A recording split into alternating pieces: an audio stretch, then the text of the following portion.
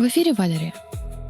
Сегодня встретимся с сородичем, который заглянул за изнанку этого мира.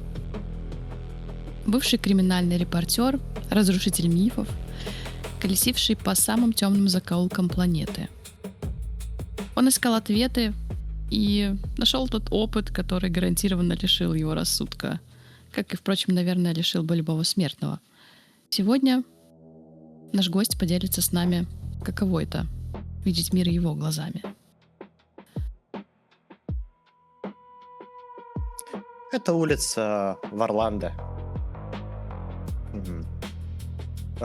Улица небольших частных домиков, в дверях одного из которых стоит Адам, приветливо кивая. Рядом припаркован такой видавший виды немножко потрепанный пикап. Кивает, жестом приглашая войти. Валерия — небольшая, невысокая девушка с рыжими длинными волосами, длинными ногами и короткой юбкой. Она тоже приветливо кивает в ответ, слегка улыбается и осматривает. Как ты выглядишь, Адам? Среднего роста парень. На вид, наверное, лет 35. Хотя остановлен он был в 27. Но последний год можно засчитать за 10. Растрепанные волосы, легкая щетина. Сейчас одет в джинсы и гавайку. Ради такого случая. На поясе чехол с небольшой камерой. Сейчас выключен. Взгляд чуть из-под лобья, спокойный и изучающий. Добрый вечер, Валерия. Как добралась? Добрый вечер. Это нормально? Надеюсь, не против, если на ты. Нет, я только за. Она достает свой диктофон. Думаю, такие вещи Адаму знакомы. Ну, конечно. Коллеги-журналисты. И ходит туда, куда ее приглашают, осматривается, прежде чем сесть. Собственно, сейчас гостиная абсолютно типового американского дома, будто вот его только что продали, и особенно тут никто и не жил. Разве что по какое-то ощущение живости добавляют раскиданные по углам коробки, судя по всему, с какой-то аудиоаппаратурой. Там-тут валяются кабели, как и зарядные, так и, в принципе, от звуковой аппаратуры. И несколько полочек выделяются своей, скажем, чистотой и отсутствием пыли, на которых расставлены достаточно странный набор предметов, будто экспонаты. Никаких подписей, ничего, но стоят 3 камеры. Разбитое зеркальце, прислоненное к стене в таком японском стиле. Статуэтка. Какая-то фигурка человека. Адам заходит, придерживая дверь, приглашая. Стоит кресло, диванчик, столик, на котором сейчас стоит чайник, пара стаканчиков, чашечек. Прошу. Ну что ж, тогда не будем, наверное, долго откладывать этот разговор. Она проходится взглядом по этим полочкам, по всему вокруг, делая свои выводы. И, закидывая ногу на ногу, заглядывает уже в лицо собеседнику, ставит свой диктофон и спрашивает. Ну что ж, тогда, я думаю, я представлю нашего гостя. Адам Джонс, коллега-журналист в прошлом. И расскажи, наверное, тогда, какого ты клана, кто вы такие, где вы живете, как обычно выглядите, как выглядит вообще твоя рутина. Так, в общем. Адам садится даже не напротив, он получается, как через угол на диванчик. Достаточно вольготно. Я определенно не лучший пример, чтобы рассказывать о клановых стереотипах. Я из рода Малкавиан. Безумцы, дети Луны и вот это вот все. Право, своих сородичей я, наверное, встречал меньше всего из кланов. По крайней мере, наиболее распространенных. Но те, кого я встречал, обычно стремились к тихой, спокойной жизни. Этакому затворчеству в глубинах печали, можно сказать, в глубинах своего разума. Мне же с этим повезло сильно меньше. Моя рутина — это... Да, похоже, нельзя остаться журналистом в прошлом, даже после смерти. Все так же продолжаю искать сенсации и, что самое хреновое, находить. Цели, правда, меняются. Когда приходится выставлять как криминальную сводку что-то, чему место на страницах желтушной прессы с паранормальными явлениями, то это тоже попадает так удобнее. Когда что-то, что публиковать не выходит вообще нигде. И о чем лучше бы не знать вообще никому. Некоторые мои знакомые, хотя правильнее сказать, немногочисленные мои друзья, назвали бы мою рутину бегом и громким криком. Сперва мы бежим в сторону чего-то смертельно опасного, а потом с криком удираем в обратную сторону. Как-то так. Звучит довольно экстремально. О, да. Наверное, при словах звучит довольно экстремально. Взгляд скользит по камерам. Валерий отслеживает этот взгляд и потом возвращает его обратно Адаму. Значит, большинство из этого зафиксировано. Я правильно понимаю? Скорее всего, камеры пустые. Она чуть приподнимает бровь. В чем тогда смысл? Смысл в надежде, что хотя бы один кадр проскочил. И в том, что это помню не только я. А если это помнит что-то кроме меня, то об этом можно и не думать. Кто-то? Не кто-то. Что-то. Кивая на камеры. Кусок бездушного пластика. Хотя в первом случае пленка. Ну ладно, вернемся к этому вопросу чуть попозже. Она делает себе пометочку в блокнотике. Расскажи о становлении. Почему выбрали тебя? Как выбирают других? На несколько секунд взгляд просто стекленеет, смотря куда-то сквозь нее. И пальцы одной руки просто сжимаются до белых костяшек, второй начинает отщелкивать. Выбирают других? Не знаю. А меня?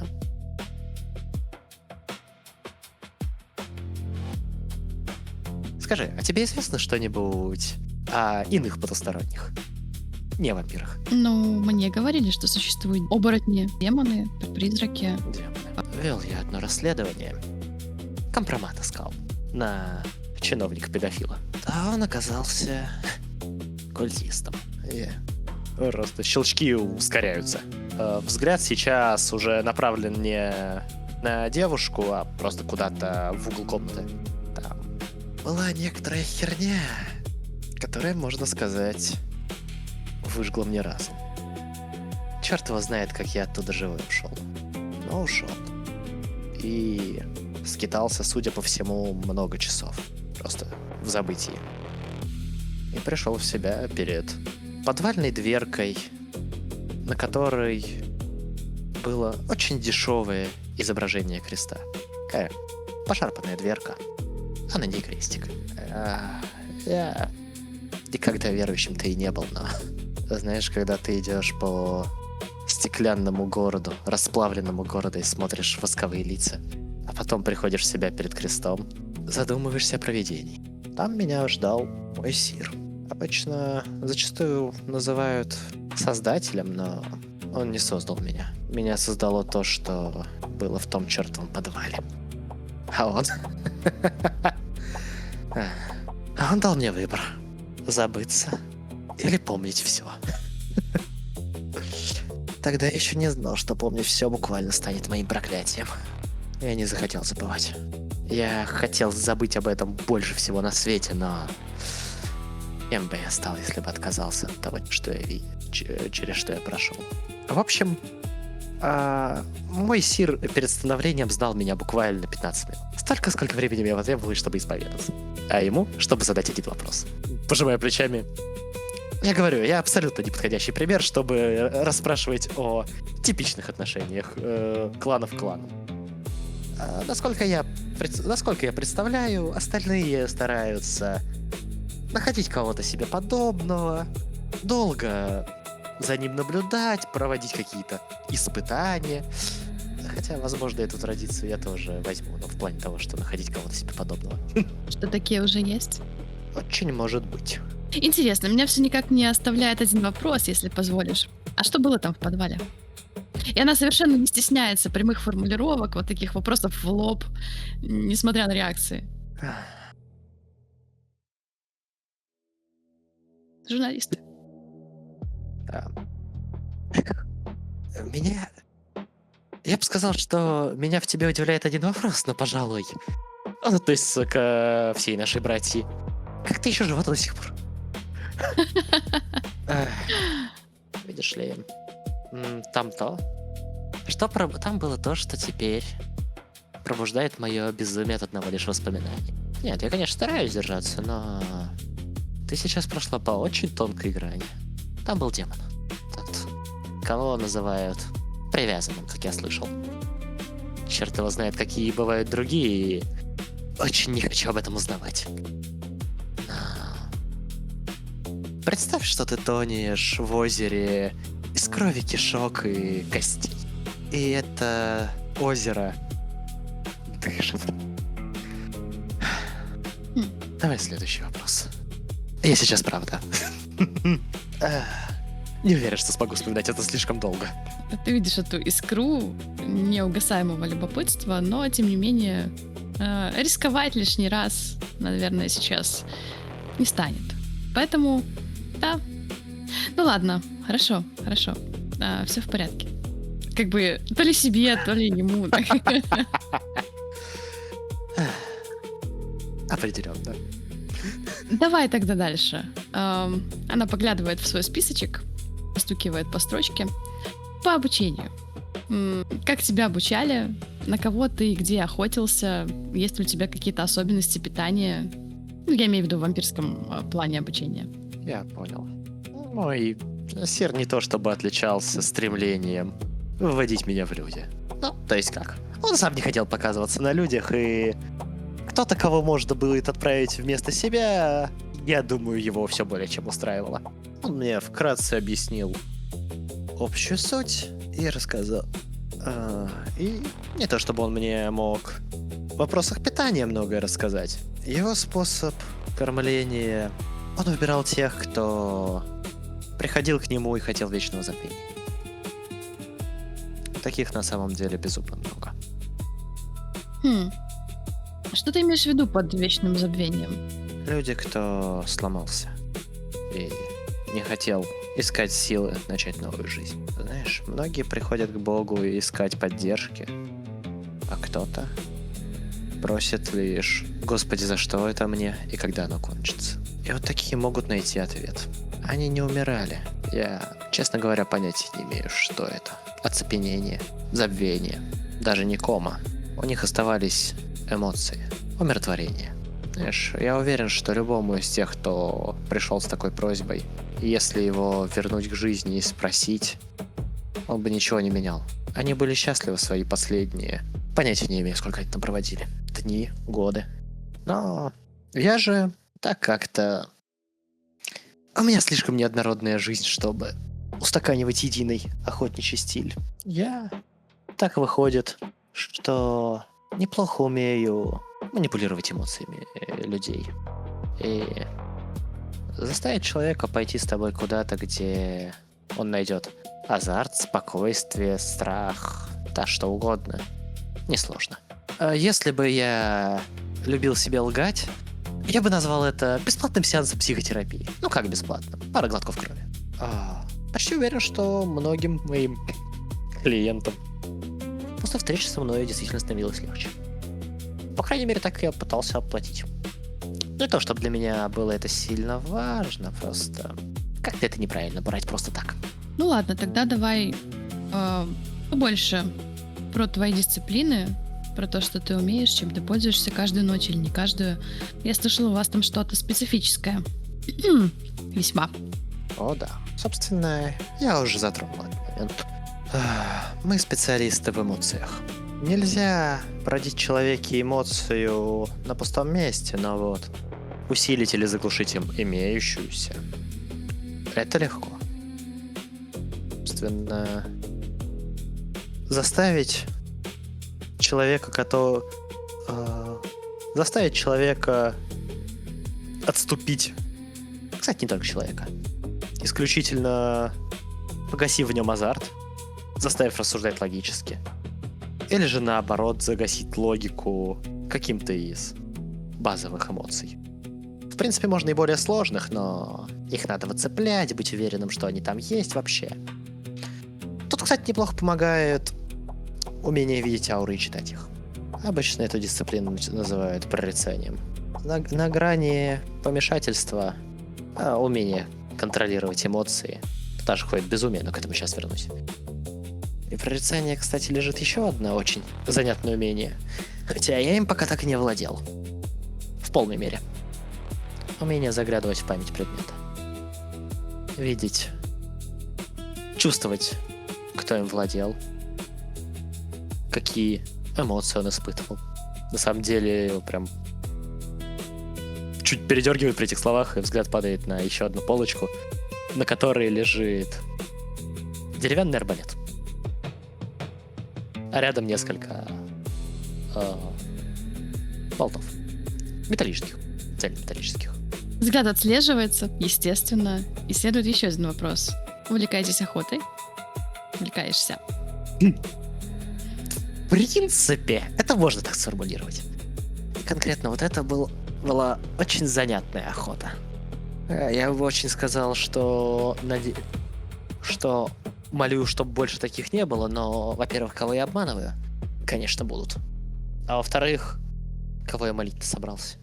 А, да, несмотря на то, что мой сир священник, я не то чтобы верю в Бога. А он? Твой сир верит в Бога? Думаю, да. Я никогда не задавал вопрос напрямую, но я думаю, он нашел в этом свое спокойствие. Свое право остановиться в этом мире и не идти дальше. Думаю, вернемся к вопросам о Боге несколько позже. А что там было про сведение с ума и все вот это вот? Да. Собственно, контроль эмоций — это первая половина помешательства. А вторая послужила причиной тому, что дало им такое название. Мы можем приоткрыть двери своего безумия для других. Я такое проворачивал дважды. Первый раз это стало причиной смерти десятка человек. На самом деле понятия не имею, сколько из них перебивали друг друга, но они такого не вынесли. А второй раз я открыл свой разум для того, кого врагом не считал. Он выдержал. Всего лишь потерял сознание. Но зато после этого он понял, чем я живу. И ради чего. И нет, даже не спрашивай, тебе я сознание не открою. Видишь, как растягивается такая чеширская улыбка на ее лице. Падать в обморок во время нашего интервью было бы очень непрофессионально. Хотя это слишком затянет хронометраж. Она поглядывает на диктофон.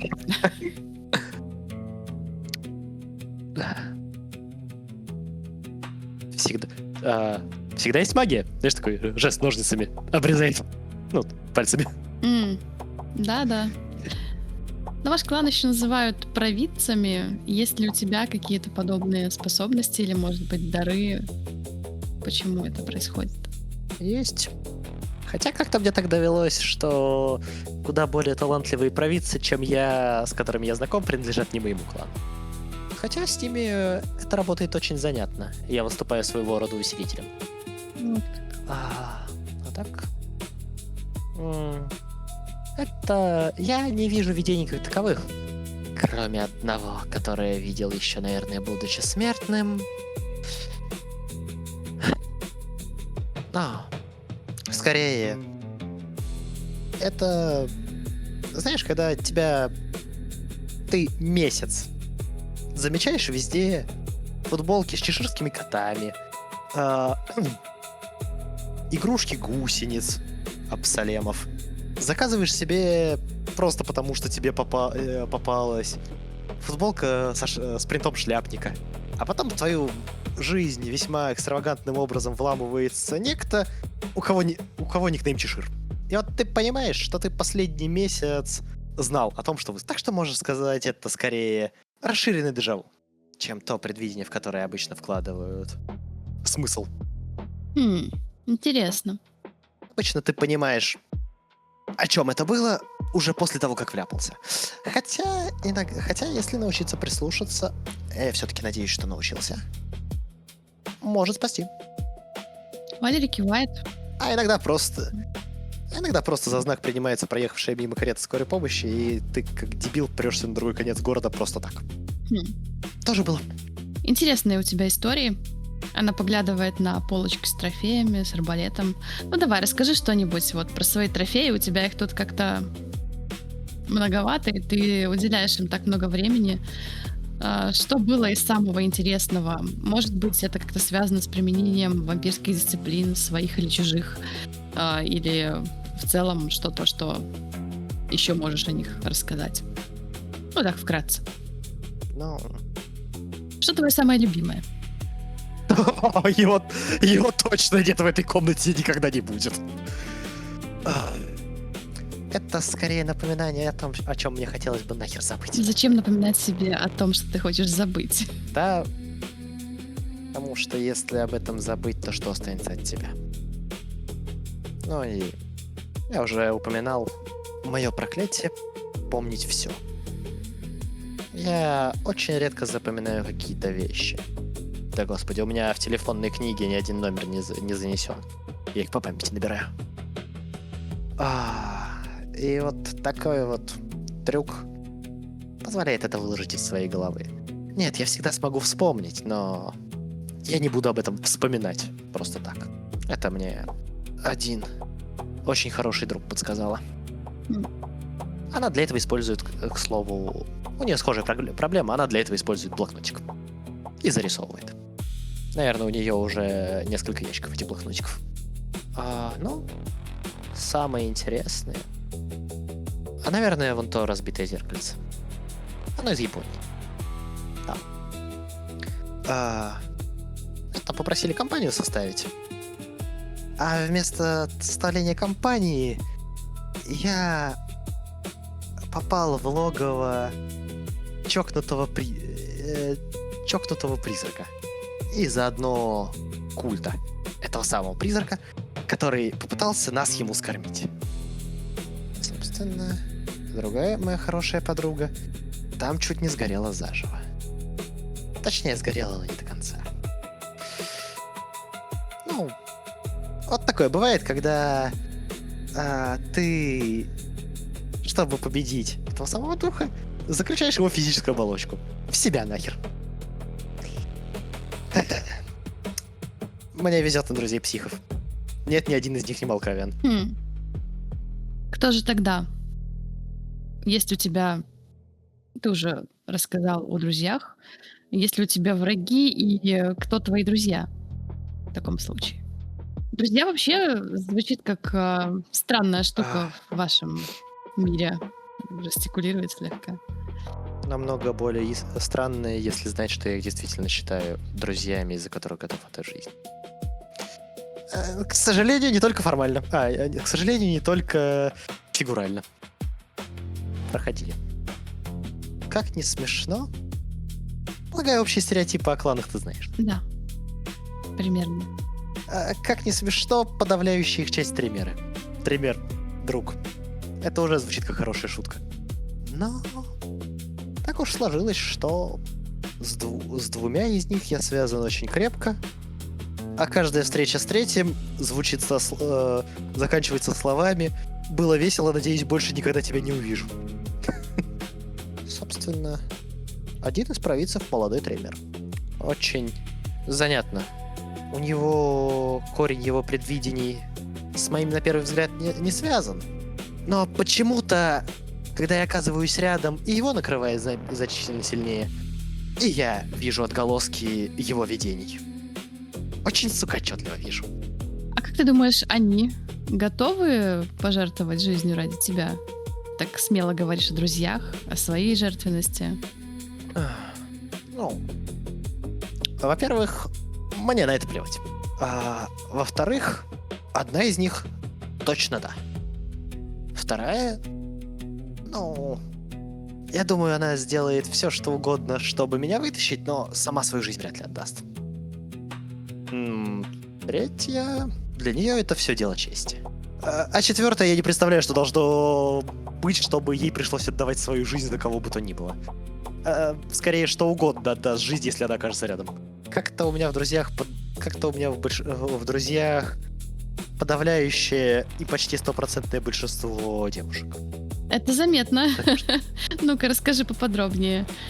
Все ли они друзья? Ты там заикнулся про лучших друзей и так далее. Личную жизнь? Что в этом плане? Давай, договаривай, в общем. Да, я сплю с тренером. Нет, как правило, просто сплю, потому что сексуальный подтекст... Слишком много надо делать для банального возбуждения. Оно... Короче, секс переоценен. Особенно, когда ты мертвый. Достаточно большую часть времени и мое основное логово я делю с тренером, который достаточно долгое время был связан узами взаимными, которые не поддерживаются только по причине того, что она кой черт. И вот она как раз та, в ком я уверен, что она отдаст за меня свою жизнь. Сложнее убедить ее не отдавать за кого-то свою жизнь. Короче, я вообще не представляю, как ее угораздило тренером стать. Ну, то есть, знаю, она при жизни с духами общаться умела. А еще реставратор отменный. В том числе артефактов. В том числе магических. Как-то так. А так список на самом деле пестрый. Пара тренеров, гангрел с какими-то самитскими замашками, Бруха. Не дай бог она узнает про сам факт этого интервью, она о нем уже, в принципе, знает. В общем, если вдруг увидишь у себя в машине на водительском сидении флешку с датой, не завидую. Звучит очень все загадочно. Как там, ничего не понятно, но очень интересно. Ты по адресу. В принципе, это очень хорошее объяснение моей жизни. Только после этого должно быть еще ну его нахер. Хорошо, давай тогда к тому, что понятно и интересно. Если спросить кого-то из твоих друзей, знакомых, кем тебя знают среди сородичей, что это будет? Психом, который лезет в самое пекло и очень херово выбирает себе компанию. Примерно так. Если об этом спросить именно друзей, то они добавят фанатик, готовый на все ради своей цели, потому что знает, что терять ему по большому счету нечего. А так, я не то чтобы часто пересекаюсь с сородичами вне своего круга общения. Я не лезу в все эти комарильские, шабашитские, анархские вещи, типа политики. Да и в дрязги между кланами не встреваю. Иногда они меня затрагивают. Но это... Короче, не вижу в этом особого смысла. Вот эта дележка власти. А какой в ней смысл? Ну, ты сам сказал, что если ты не приходишь в политику, то политика приходит к тебе. Что ты думаешь вообще про комарилью, анархов, про шабаш, кого-то еще? Какие у тебя отношения с другими кланами в целом? Ну, или что ты о них думаешь? Даже в вакууме. Про кланы... Начнем с того, что я, в принципе, как-то не привык делить вампиров на кланы, как бы странно то ни было. Ну, то есть... Так уж сложилась моя не жизнь, что... Я обычно... Тех, с кем я общаюсь, я узнаю в отрыве от их клана. Нет, конечно, есть те же Вентру и Тремеры, как, блядь, иронично, которых очень сложно судить в отрыве от клана, потому что их кланы — это такая очень монолитная структура на самом-то деле. На самом-то деле ни хрена не монолитная, но мы друг друга поняли. И... В общем-то, всю эту политику я, в принципе-то, считаю глупостью. По одной простой причине. Я знаю, чем все закончится. И очень надеюсь, что закончится оно не скоро. Но добиться чего-то, что будет просто дымом и разлетится при первом же дуновении ветра, бессмысленно. Ну Нет, мне доводилось участвовать в некоторой политической грызне. Просто по причине того, что надо было решать более глобальные проблемы, а в них оказались затянуты все. Ну, Кварилья сама по себе достаточно правильная штука, потому что без нее у многих придурков не хватило бы мозгов держать себя в руках. Даже при наличии Токомарильи охотники — это проблема. А уж без нее... О, тут такая анархия творилась. К слову говоря, анархия от Комарильи, ну, вообще ни хрена не отличаются. Хотя и те, и другие порвут любого, кто такое скажет. Типа, чуть менее монолитная структура, чуть больше внутренней грызни, но по факту то, что называют традициями, да те же самые, завернутые в другую обертку. А шабаш, ну, про них я знаю чертовски мало. Разве что то, во что я верю. Насколько я понимаю, в принципе, смертный грех в Комарилье и восхваляется в шабаше, но это уже их дело. Ставить род бессмертных над родом смертных просто по причине того, что мы сильнее, ну, нет. Мы ни хрена не сильнее. А если начнется война, нас вырежут до единого. Ну, тех, кого смогут найти. А найти смогут многих. Так что... Короче, Комарильи из всего списка самые адекватные ребята. Просто потому, что додумались ввести строгие законы. Значит, ты боишься смертных, охотников? Опасаюсь. Слово «боюсь» тут не совсем подходит. Я пережил слишком много всякого дерьма, чтобы бояться смерти. А смертные ничего страшнее со мной сделать не смогут. Большинство бессмертных, впрочем, тоже. Так что... Нет, не боюсь, но опасаюсь, потому что проблемы не доставить могут. И как бы то ни было, умирать я не хочу. Угу. Ну, если ты так не хочешь умирать, значит, у тебя есть большая, великая цель. Так, а что уже ты самого важного сделал в своей жизни, о чем хочешь рассказать, может быть? Там о самом важном, что я сделал в своей жизни, я бы не хотел рассказывать никогда никому. Но раз уж ты все равно здесь, я какого-то черта сижу перед тобой и это рассказываю, ну, ты же обязана мониторить все криминальные аномальные сводки. Вот я делаю пальцами кавычки. В Майами несколько лет назад был очень странный шторм. О нем очень много желтой прессы трубило. Что вот, мол, это пришествие демонов. Потом, кстати, достаточно быстро поутихло. Так вот, это действительно было пришествие демонов. И что мы делаем, когда видим огромное, сука, демоническое облако, смотрящее на себя тысячами глаз? Правильно, лезем в самое сердце. Этого мало? Конечно, мало. Поэтому мы проводим гребаный ритуал, который запихнет нас в самое сердце буквально, чтобы выжечь нахер эту херню. Кстати, выжег ее не я. Выжгла ее та самая Тремер, о которой я упоминал. Ценой своих глаз. И моих глаз. Знала бы, как больно восстанавливать выжженные глаза. Но я очень легко отделался. У меня была очень хорошая страховка. Да, с того света меня вытаскивали колом в сердце. Неприятно. А еще ты после этого безумно голодный. Ты замечаешь, как на ее лице прям такая интрига.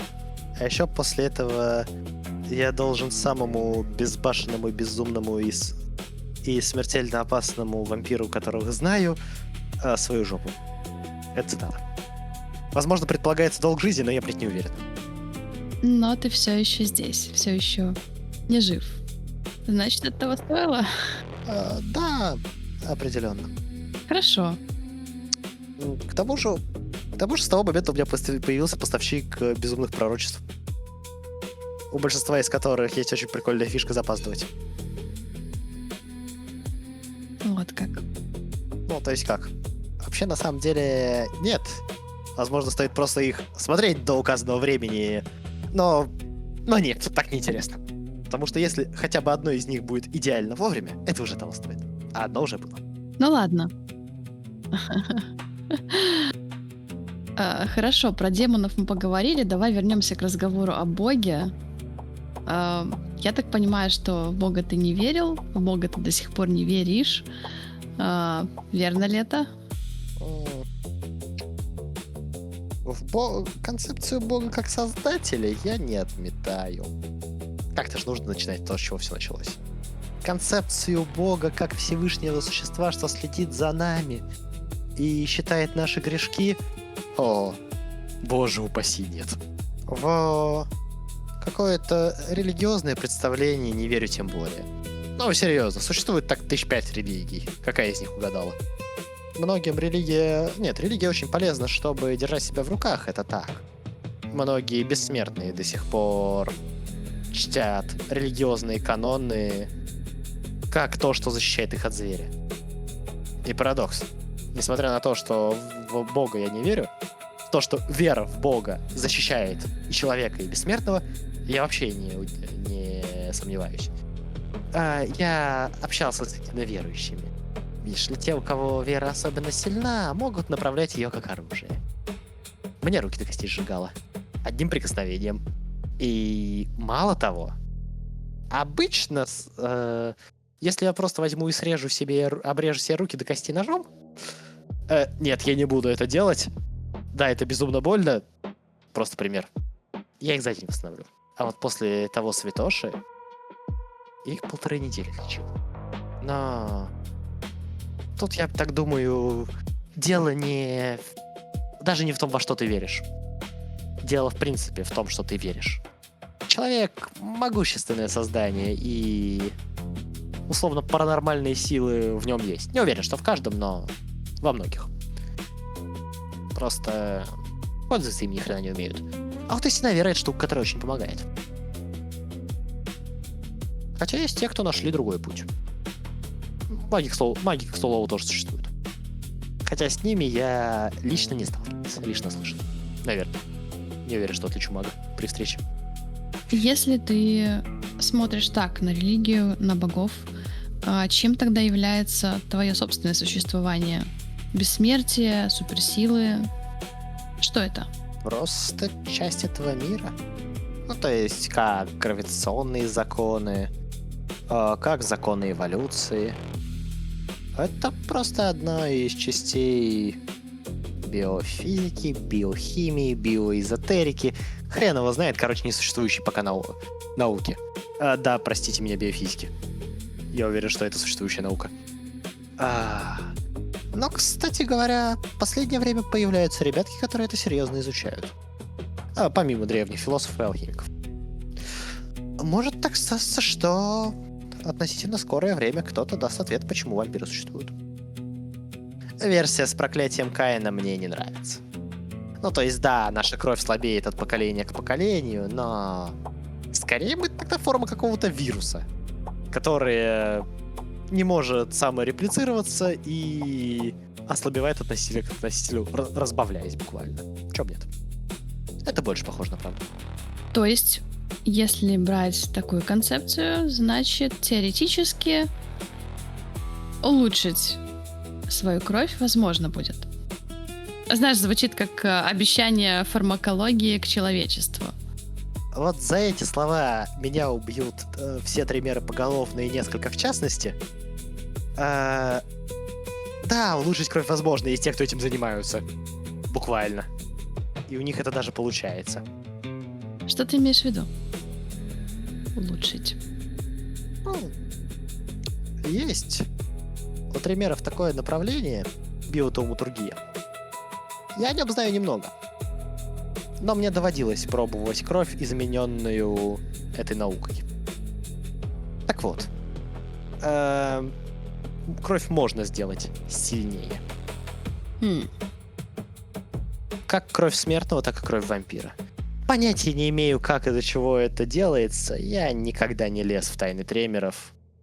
Мне своя жизнь еще дорога. Но за счет достаточно плотного с ними взаимодействия в некоторых их ритуалах я был задействован как субъект. Вот как. И как впечатление? Ощущение? Теперь у меня есть странная мечта каждое утро находить гильзу в кармане куртки. Каждый вечер. Я до сих пор не привык. Гильзу? Да. Уж не знаю, в чем прикол, но она определенно должна быть подкинута. Я так понимаю, я цель, которую ей подкидывает, не должна знать. После этого она буквально от тебя пулю отводит. Интересно. Ну, видимо, это хорошо иметь хороших друзей. Тебе повезло. Хочешь ли ты обратиться к кому-то из слушателей или, может быть, к своему клану или к кому-то особенно? У тебя сейчас есть такая возможность. Я бы хотел обратиться к нескольким людям. Я думаю... Я не вижу смысла их называть, но я думаю, они оценят. Бегите, глупцы. Да, в принципе, если им дать вот этот фрагмент, они угадают, кто говорит. Ну что ж. Это было занимательно. В целом вопросы у меня закончились. Если ты хочешь что-то добавить сам, можешь. Если нет, я думаю, что этого достаточно для того, чтобы Писать себе смертный приговор? Да, определенно. погасить любопытство наших слушателей. В какой-то мере. Ты сама в это веришь? Погасить любопытство слушателей. Ты еще скажи погасить любопытство журналиста. Вот. Не все люди журналисты. Тут хотела сказать, не все журналисты люди, но да, видимо, так оно и есть. Добавлю все-таки еще одно. Про религию. Видишь ли, несмотря на то, что Бога я не верю, я вполне верю в конец света. И в то, что он определенно наступит. Вопрос лишь в том, когда. Он так театрально кланяется жестом занавес. Да, не вставай с кресла. На этом запись заканчивается.